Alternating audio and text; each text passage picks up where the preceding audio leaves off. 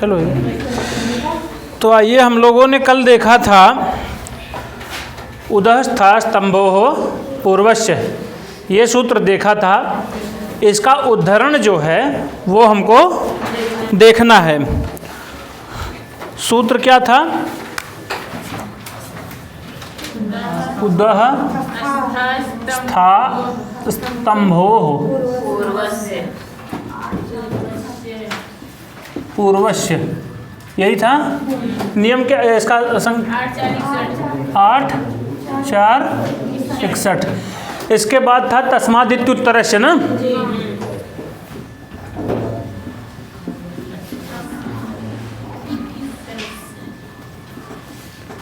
तस्मादित्युत्तरस्य। इसका क्रमांक क्या था? 1:1:67। इसके बाद आदेय परस्य था, आदेय परस्य 1:1:54। इसको हम लोगों ने देख लिया था कि ये कहते हैं उदह में कौन सी व्यक्ति है? पंचमी एक वचन, स्था और स्तंभों में षष्ठी दो वचन, पूर्वस्य माने षष्ठी एक वचन। इसमें किसका अनुवर्तन आ रहा था? पूर्वस्य। ये तो पूर्वस्य है ही है, इसमें आ रहा था सवर्ण, यानी पूर्व सवर्ण हो जाए। कब रहे? इधर उद रहे, उद रहे या इसके बाद स्था रहे या स्तंभ रहे, तो किसके स्थान पर पूर्व सवर्ण होगा? स। इसके स्थान पर, इन दोनों के स्थान पर पूर्व सवर्ण आदेश। ठीक, यही हम लोगों ने देखा था। ये स का निर्धारण कौन करता था? आदेय परस्य। इसको एक बार फिर से रिवाइज कर लेते हैं। कहता है कि उद हो, इसके बाद स्था हो या स्तंभ हो, तो ये दोनों हो तो क्या हो जाए? पूर्व सवर्ण आदेश हो जाएं। लेकिन उदह इस पद के द्वारा क्या हम ग्रहण करें? इसमें जो पंचमी लगा दिया, अभी तक षष्ठी का प्रयोग बता दिए। षष्ठी सूत्र में जो षष्ठी के द्वारा निर्दिष्ट हो उसके स्थान पर ऐसा हो, समझना चाहिए। लेकिन यहाँ तो पंचमी कहे हैं, तो इससे हम क्या समझें? तो उसके बाद ये सूत्र आया षष्ठी वाले में, क्या आया था? तस्मिन् नित निर्दिष्टे पूर्वस्य, और उसके बाद क्या आया था? अलोन्त्यस्य। वो निर्धारित करता है उस षष्ठी के द्वारा जो अंतिम वर्ण है, अंत्यस्य, अंतिम के स्थान पर। अब यहाँ देखिए क्या कहता है, तस्मात् इति उत्तरस्य। तस्मात् माने इस उद के बाद जो हो, उत्तरस्य माने बाद, माने स्था और स्तंभ हैं। ठीक, अब ये हो गया। अब ये अभी तक निर्णय नहीं हुआ कि किसके स्थान पर हो, बताए कि उद के बाद जो हो इन्हीं के स्थान पर कार्य होवे। अब इसके बाद जो आता है आदेय परस्य। परस्य माने इन बाद वाले के आदेय, यानी पहले स पे, स के स्थान पर क्या हो जाए? पूर्व सवर्ण। यानी ये इधर वाला जो अंतिम वर्ण है, इसका सवर्णी इसके स्थान पर हो जाए, यही था। अब आइए एक उदाहरण बताइए, तब बता रहा हूं मैं। उद्धन स्थानम। ठीक, ये स्था वाला उदाहरण है, और उत्तंभनम ये होगा स्तंभ का। अब यहाँ है उद्धन स्थानम, इधर उद है, बाद में स्था का, इसका वाला स्था है, स्था को स्थानम बना है। ठीक है, तो इधर ये है, इधर ये है, यानी कि मामला नियम बैठ रहा है। तो इसके स्थान पर क्या हो जाए? पूर्व सवर्ण आदेश हो जाए। अच्छा ये बताइए, इसका सवर्णी कौन कौन है? त, थ, द, ध, न। यानी इसका उच्चारण स्थान क्या है? लितु लसानाम दंता, यानी इतने का उच्चारण स्थान दंत है। त, थ, द, ध, न। तु माने तवर्ग, त, थ, द, ध, न, इनका उच्चारण स्थान दंत है, और इसका भी दंत है। इसलिए अभी भी क्लियर नहीं हुआ कि कौन होगा। अच्छा, इसका स्थान क्या है? इसका भी दंत है। यानी इन सब का उच्चारण स्थान क्या है? सबका दंत्य है। अभी तक क्लियर नहीं हुआ? अच्छा, इसका पहले वो देखते हैं, यानी स्थान वाले मामले से नहीं बैठा। अब इसके बाद आभ्यंतर प्रयत्न और बाह्य प्रयत्न देखते हैं। इसका बाह्य प्रयत्न क्या है, आभ्यंतर प्रयत्न क्या है? आभ्यंतर प्रयत्न कितने हैं? बाह्य प्रयत्न कितने हैं? बाह्य आभ्यंतर प्रयत्न कौन कौन से हैं? स्पृष्ट, ईषत् स्पृष्ट, विवृत,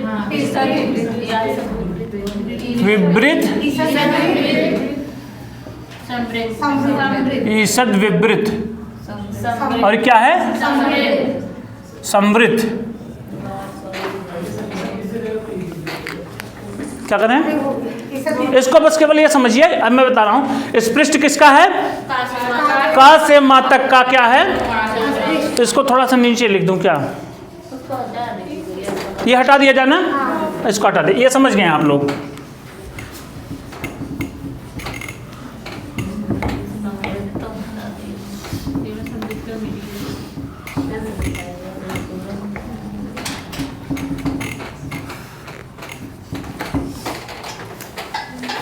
इधर देखिए क्या है, सबसे पहले स्पृष्ट, ठीक, उसके बाद ईषद स्पृष्ट, ईषद स्पृष्ट है, ठीक, उसके बाद ईषद विवृत, उसके बाद विवृत, फिर क्या है? समृद्ध। अब देखिए इसका क्या क्या है, कौन कौन से वर्ण किसके किसके हैं। स्पृष्ट कौन है? क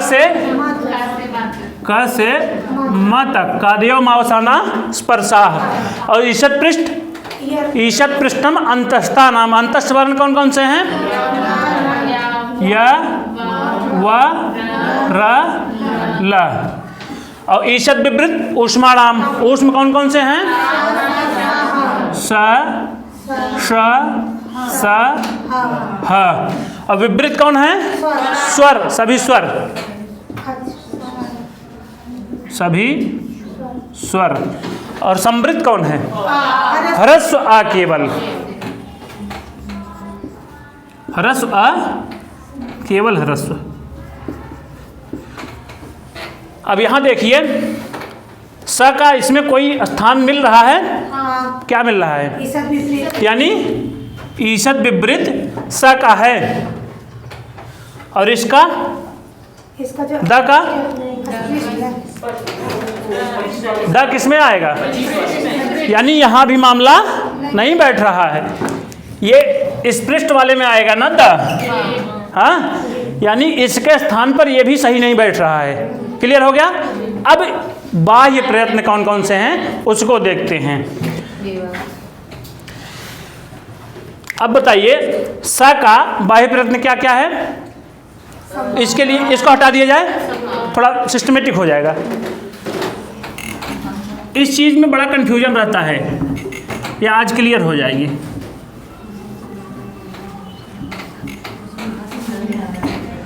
बाह्य प्रयत्नस्तु एकादशधा।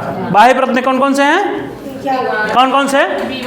विवार, श्वास, विवार, संवार, श्वास, नाद, घोष, अघोष, अल्प प्राण, महाप्राण, उदात्त, अनुदात्त और स्वरित।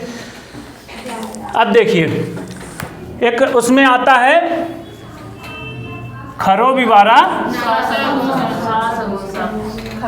विवार भी है ना इसका,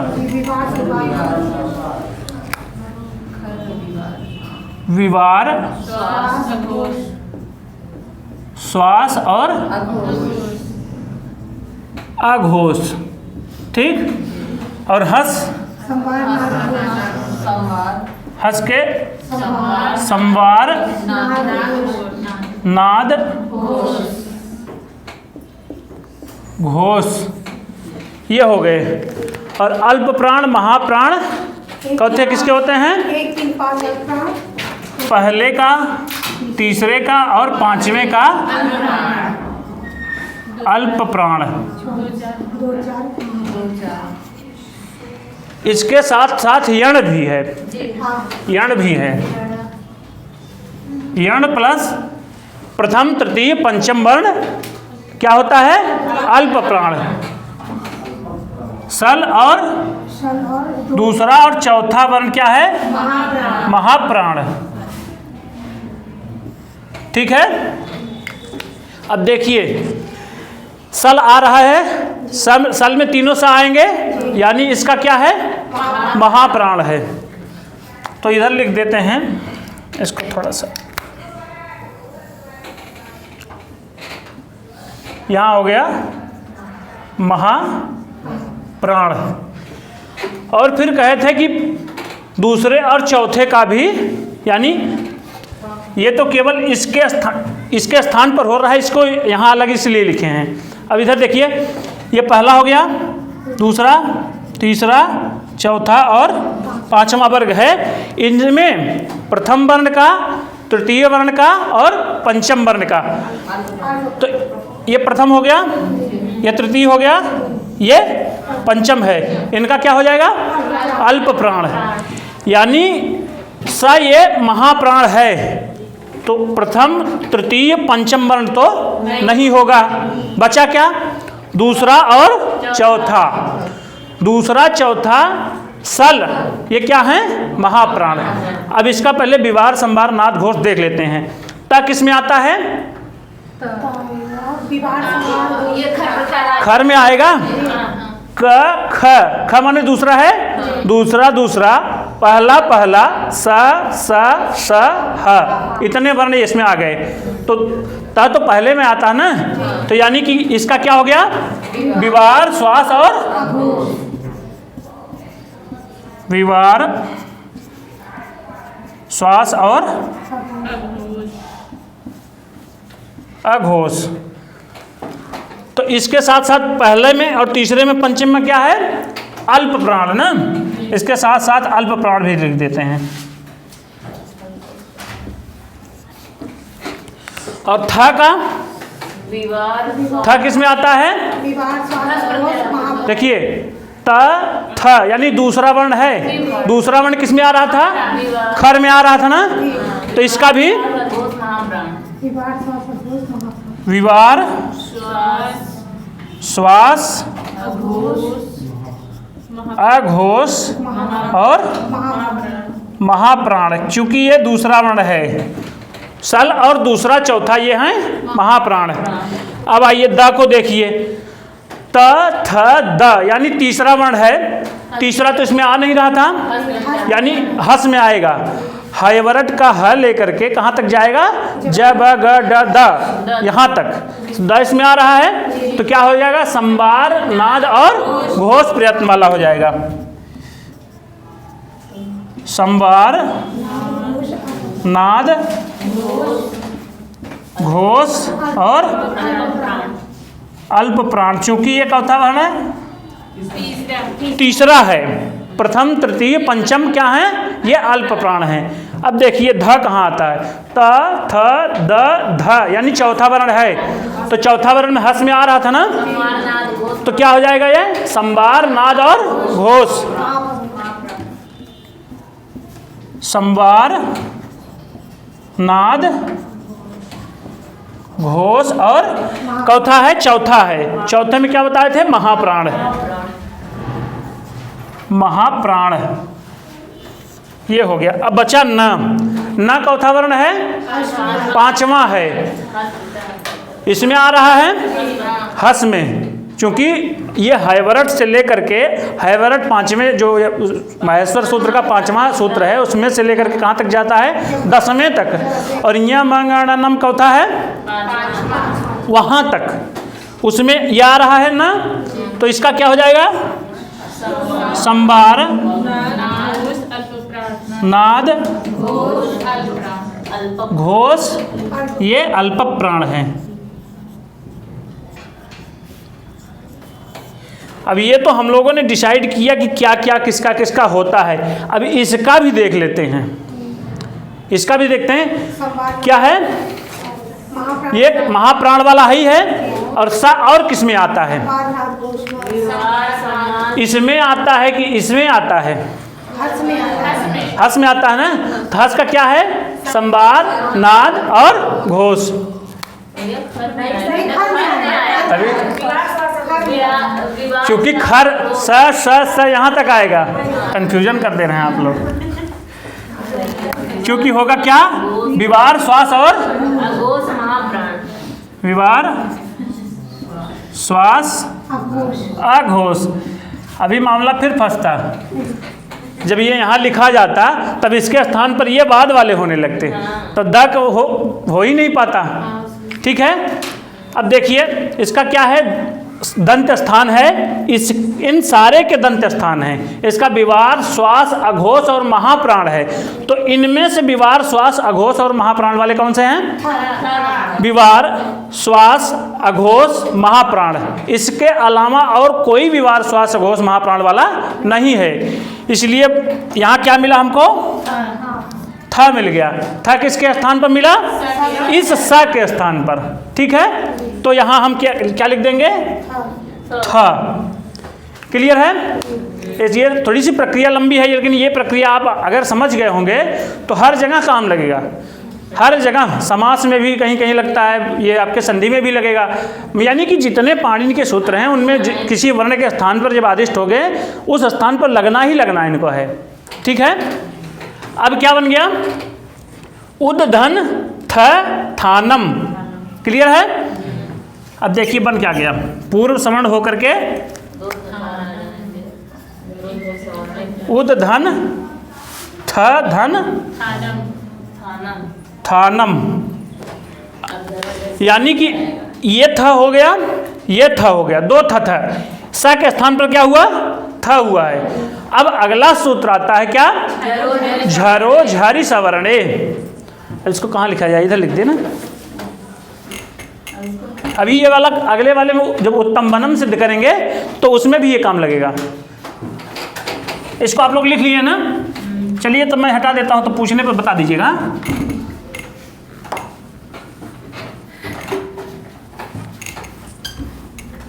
झरो झरी सवर्णे का क्या आता है? क्या? झरा झरी सवर्णे। इसमें हल की अनुवृत्ति आती है।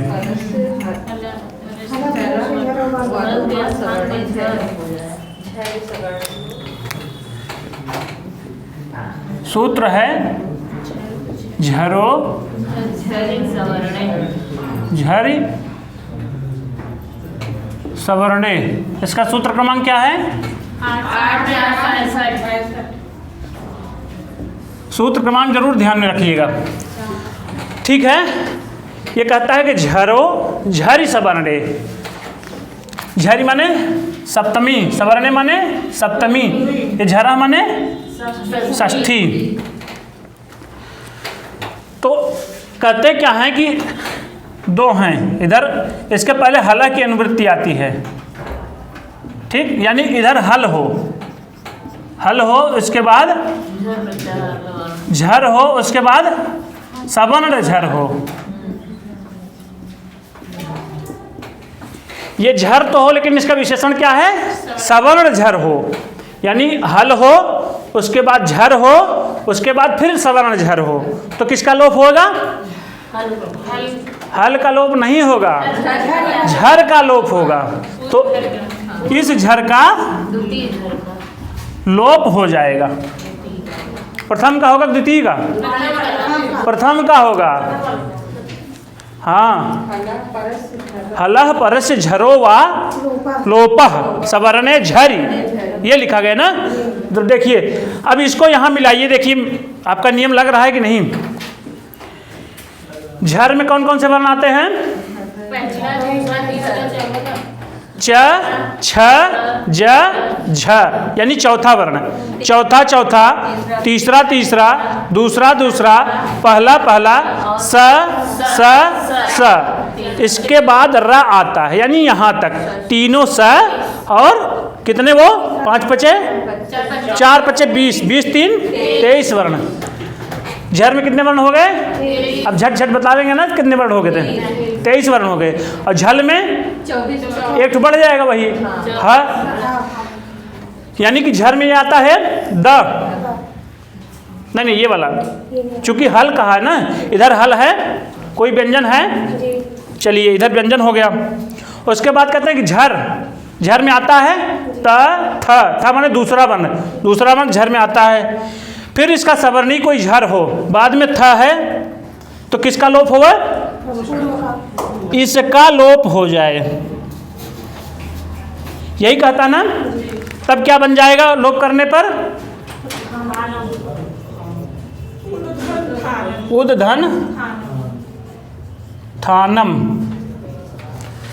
ये लोप कैसे करता है? विकल्प से लोप करता है। विकल्प होने की स्थिति में उद्धन थानम बचा, और नहीं लोप होगा तब क्या बचा रहेगा? उद्धन थ थानम। यानी एक स्थिति ये हो गई और दूसरी स्थिति ये हो गई। अब देखिए, अब इसके बाद सूत्र कौन सा आता है? खर्च। इसको हटा दिया जाए ना।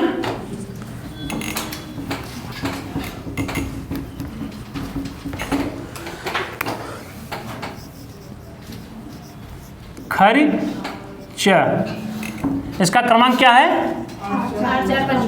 8×4=55। ये कहता है इसमें झल की अनुवृत्ति आती है।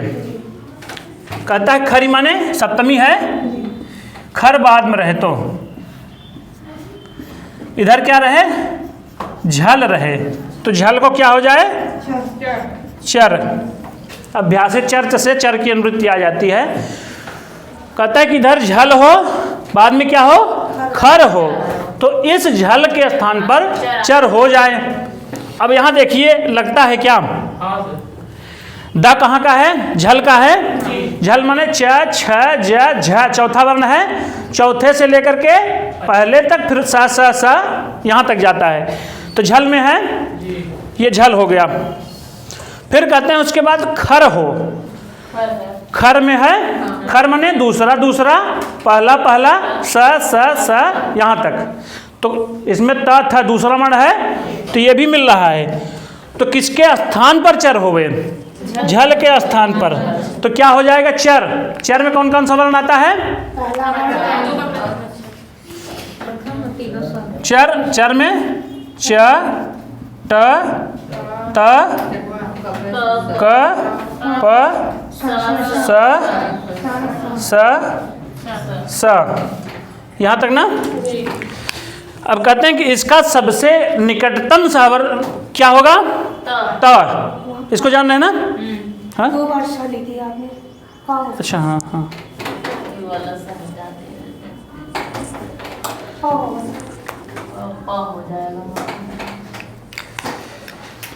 तो इसका सबसे निकटवर्ती, अगर हम जब बाह्य प्रयत्न और अभ्यंतर प्रयत्न में आकर के देखेंगे तो सबसे निकटवर्ती क्या आएगा?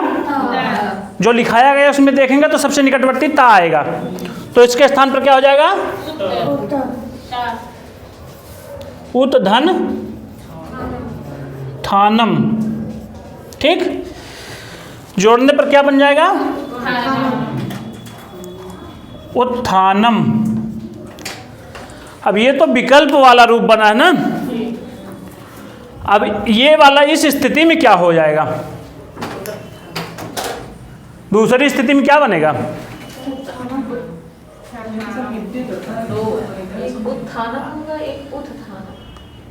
नित्य कहाँ करता है? आप देखिए तो वाला सूत्र, झरो झर समरणे कहता क्या है? हलह परस्य झरो वालो उपह सवर्णे झरि। वा माने विकल्प से लोप कर रहा है ना, तो यहाँ विकल्प से ही तो लोप करेंगे।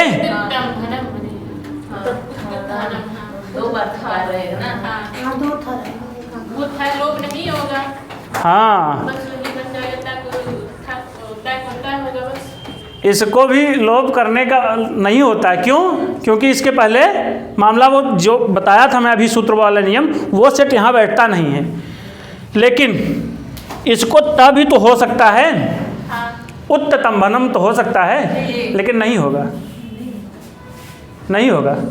अब ये अभी मैं आगे चल के मैं बताऊंगा क्यों नहीं होगा। इसमें सूत्र क्रमांक देखेंगे तो खरिचा का नियम क्या है 8 4 55 और सवर्णेश झारी का क्या है 8 4 65। इसी के कारण वो था नहीं होता है, था को ता नहीं आदेश होता है। दूसरा क्या बना, ये स्थिति रही तब क्या बनेगा, यहाँ खरिचा लग करके क्या बन जाएगा उद धन थ धन थानम। ऐसी स्थिति यहाँ है। अब यहाँ कौन सा सूत्र लगेगा, खरिचा लगेगा। कहता क्या है, झल को जो है चार आदेश हो जाए खर को क्या है। खरिचा कहता क्या है, झल हो बाद में खर हो तो उसके झल के स्थान पर क्या हो जाए। अब यहाँ देखिए, इसको झल मानिए, इसको क्या मानिए, खर में आएगा, खर में आएगा कि नहीं। खर माने पहला वर्ण दूसरा वर्ण तथ, ये दूसरा आ रहा है और ये वाला ये भी तो आ रहा है झल में। झल माने कौन का, च छ ज झ, चौथा चौथा, तीसरा तीसरा, दूसरा दूसरा और पहला पहला स स स है, यहाँ तक आएगा। तो इसके स्थान पर क्या हो जाएगा, नहीं बोल रहे हैं आप लोग, काहे नहीं बोल रहे हैं।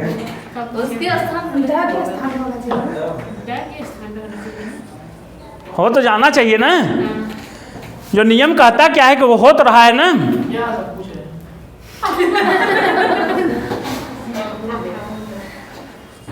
आप तो मग्न थे कहीं और, तो यहाँ भी तो वही दिखाने के लिए हम खड़े हैं। वो चीज़ जो आप अब कर रहे हैं वो कमरे पे भी की जा सकती थी। खरिचा लग सकता है ना। इसके पहले जो हम लोग पढ़े थे, ये था किसके स्थान पर हुआ है, स के स्थान पर। स कहता क्या है, उदय स्था स्तंभो पूर्वश्य। इसका नंबर क्या है 6 4 61। और खरिचा का कौन पहले का है कौन बाद का है, तो ये सिद्ध हो पाएगा यहाँ। इसकी दृष्टि में ये असिद्ध है। जब ये आता है, ये तो नंबर 8 4 61 का है। हाँ, खरिचा असिद्ध कैसे होगा, इसका नंबर 55 है, इसका 61 है, बाद वाला सिद्ध होता है ना। जब ये आता है तो देखता है, इसकी दृष्टि में तो ये स दिख रहा है ना, इसकी दृष्टि में ये स दिख रहा है, इसलिए यहाँ खरिचा नहीं लगेगा। तो खरिचा लगेगा कहाँ, और एक कदम पहले चला आएगा, इसके स्थान पर चला आएगा। आप लोग भ्रमित होकर गलत बता रहे हैं ना। नहीं, उसी गोल गोल घूम जाता है। गोल गोल देखिए, अब जो प्रश्न है, अभी एक बार गोल गोल घूमे रहेंगे, जब दोबारा चलेंगे तब सीधा वे चलेगा, तब गोल गोल घूमने की आवश्यकता नहीं पड़ेगी। हाँ बता रहे, वही इसीलिए तो नियम यहाँ भी तो लग रहा था ना खरिचा, लेकिन नहीं लगा। क्यों, क्योंकि खरिचा पहले आ जाता है और ये बाद का है। खरिचा की दृष्टि में ये असिद्ध है, यानी उदह स्था स्तंभो पूर्वश्य, ये क्या है, असिद्ध है, बाद का नंबर है, इसलिए यहाँ ये नहीं लगा। अब इसके एक कदम और पहले चले आते हैं। ये झल है और ये खर है, तो इस झल के स्थान पर क्या हो जाए, चर। चर माने इसके स्थान पर, द के स्थान पर क्या होगा, ता हो जाएगा ना, सबसे निकटतम ता हो गया। तो अब क्या बन गया,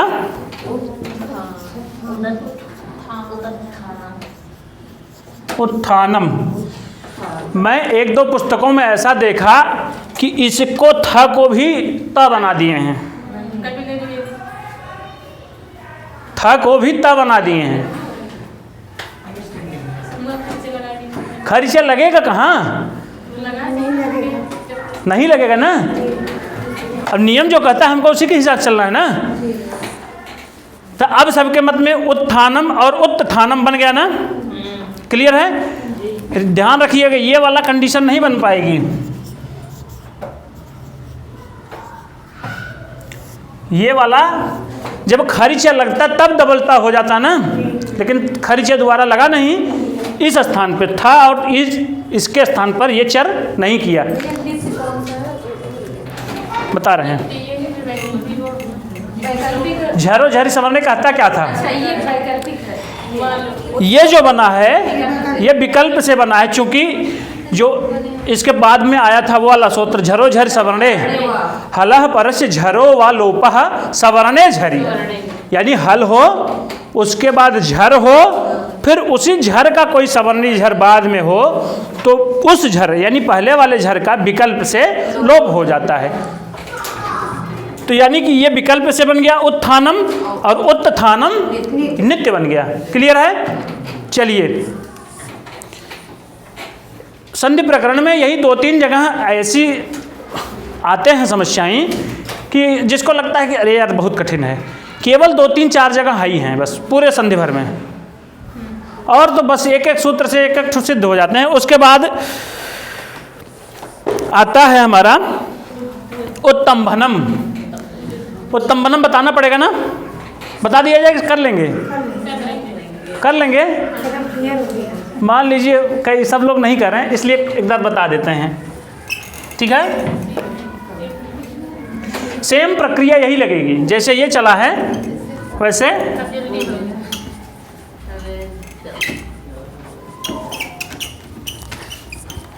मेरे घुमा के पढ़ाने का मतलब यही है कि आप लोग अगर टेढ़े मेढ़े रास्ते से चले गए रहेंगे तो सीधे जाने में आपको दिक्कत नहीं होगी।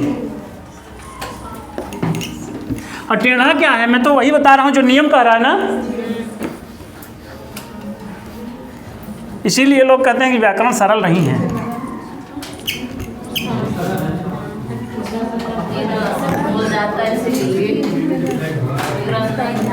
चलिए, अब क्या है? उद्धन तंभनम। इधर देखिए, उद्धन स्तंभनम। ठीक है, ये इधर है क्या? हल है। उसके बाद नहीं, पहले ये लगेगा उदस्था स्तंभो पूर्वस्य, ये लगेगा। कह देगा कि उद हो उसके बाद स्था या स्तंभ हो तो स्था और स्तंभ के स्थान पर क्या हो जाए?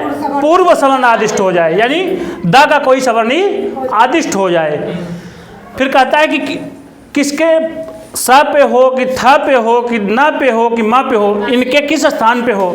तब कहता है कि तस्मादित उत्तरश, यानी इस पंचमी के द्वारा निर्दिष्ट जो पद है उसके उत्तरश माने बाद वाले के, इसके स्थान पर कर रहा था। अब भी क्लियर नहीं है कि किसके स्थान पर, किस पर्टिकुलर वर्ण के स्थान पर।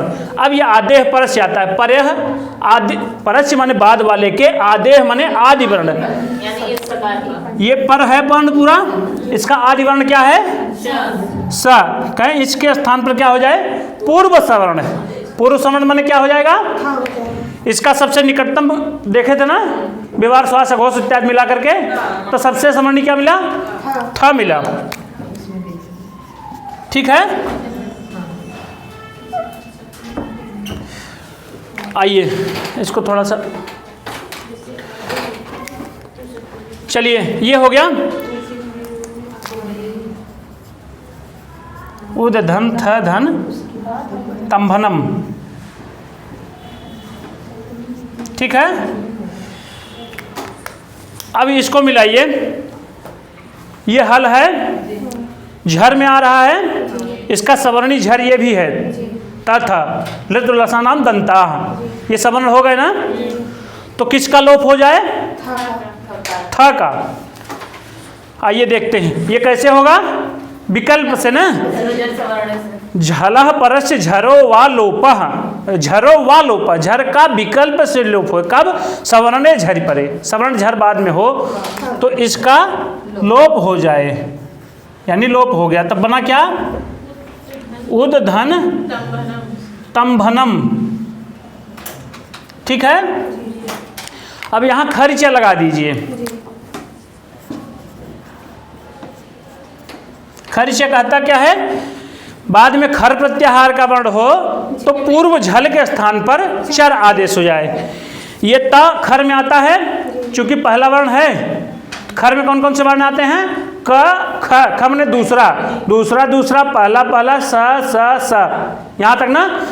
तो यानी ये खर में आ रहा है, और इसके पहले यह झल में आ रहा है, झला का यहाँ अनुवर्तन आता है। तो झल में है ये, झल माने झल, च छ ज झ, चौथा वर्ण है। तो चौथा चौथा, तीसरा तीसरा, दूसरा दूसरा, पहला पहला, स और ह, यहाँ तक। इसके अंदर ये भी आ रहा है। तो झल के स्थान पर चर हो जाए। इसका सबसे निकटतम क्या मिला हमको? ता। तो उत धन इधर तंभनम, तो बन क्या जाएगा? उत्तंभनम।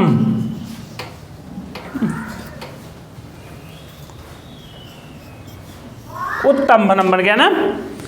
अब ये कैसे बना है? विकल्प से। ये वैकल्पिक है। अब नित्य वाली स्थिति यहाँ थी ना, यानी इस स्थान पर। अब यहाँ क्या लग जाएगा? किसी के मत में झरो झर तो नहीं लग रहा है? क्यों? क्योंकि वो जो है ये बाद का है। नहीं नहीं नहीं नहीं नहीं, ये लग चुका है। झरो झर सवर्ण ये हो करके उदस्था स्तंभो। अब ये इसके स्थान पर नहीं करेगा, किसके स्थान पर चर करेगा? इसके द के स्थान पर। तब अब आता है तो क्या हो जाएगा द के स्थान पर? द का सबसे निकटतम त हुआ था ना। उत धन थ तंभनम बाद में रहेगा। थ तंभनम। ये थ और त ये आप ही में संयुक्त हैं, तो क्या बन जाएगा अब?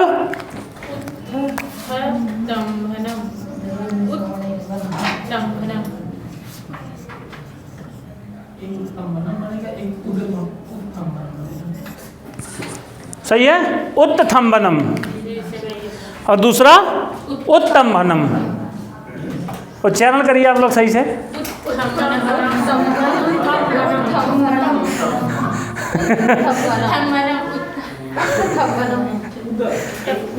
एक है उत्तंभनम। बस ये केवल उच्चारण करने में थोड़ा क्लिष्ट है ना। उत्थंभनम, उत्तंभनम, उत्थंभनम, उत्थंभनम, उत्थंभनम। क्या है? उत्थंभनम। ठीक है, दोनों रूप सिद्ध हो गए। ये हटा दिया जाए अब। सही है, चलिए बताते हैं।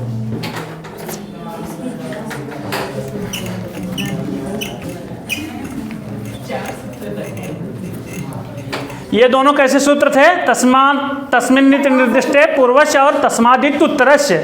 ये दोनों अनियम होने की स्थिति थी। किसके स्थान पर किया जाए? अनियम नियम कारिणी परिभाषा। दे देगा तो आप लोग मार के आइएगा। अनियम नियम कारिणी परिभाषा।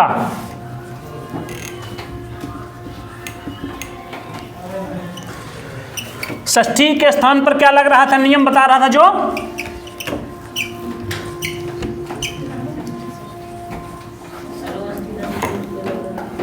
अलोन्त्यस्य, अंतिम अल के स्थान पर बता रहा था ना। और यहाँ आदेह परस्य, वहाँ अंत्यस्य, इधर परस्य, आदेह पर के आदि वर्ण के।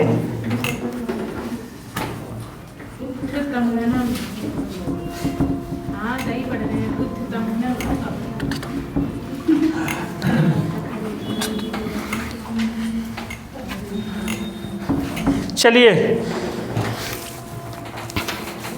यहाँ ये तो देख लिए ना कि खरीचे वहाँ फिर दोबारा नहीं लगेगा द। और चूंकि खरीचे की दृष्टि में जो सकार के स्थान पर थकार हुआ था वो सकार ही दिख रहा था, चूंकि खरीचे पहले का सूत्र है। ठीक है, अब अगला सूत्र है जयो होने तरह। सर समय है कितना? 50। तो थोड़ा सा वो भी हो जाए आपका। हाँ, क्या करेंगे? हाँ, थोड़ा चलता रहेगा, क्योंकि एक इसमें आज वाले में थोड़ा सा सूत्र जो है दो था, सही रूप से तो दो ही काम किया है। एक तो उदह था स्तंभ पूर्वज, और दूसरा झरो झर सवर्ण, और तीसरा खरीचा। खरीचा हम लोग पहले ही पढ़ चुके हैं। ठीक है, चलिए अब कल देखते हैं। अब आज थोड़ा सा यूजीसी के मद्देनज़र जो भाषा विज्ञान का टर्म था उसको हम देखते हैं। धन्यवाद।